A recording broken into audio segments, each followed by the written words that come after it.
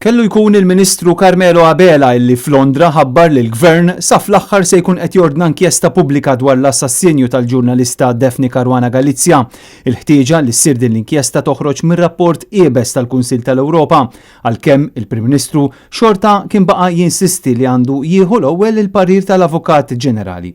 Issa kellu jkun Ministru tal-Gvern u mhux Muscat illi jagħti din l-aħbar, aħbar li ħarġet minn konferenza f'Londra fejn tkellem Carmelo Abela, konferenza tema il-libertà tal-medja. The Maltese government has declared that it will be holding a public inquiry to investigate the wider circumstances.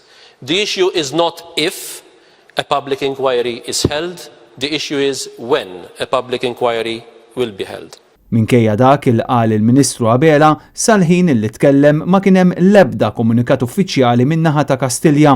F'Ottubru li għadda l-kap tal-Oppożizzjoni Adrian Delija kien insista li għandha ssir inkjesta pubblika u indipendenti b'mod immedjat.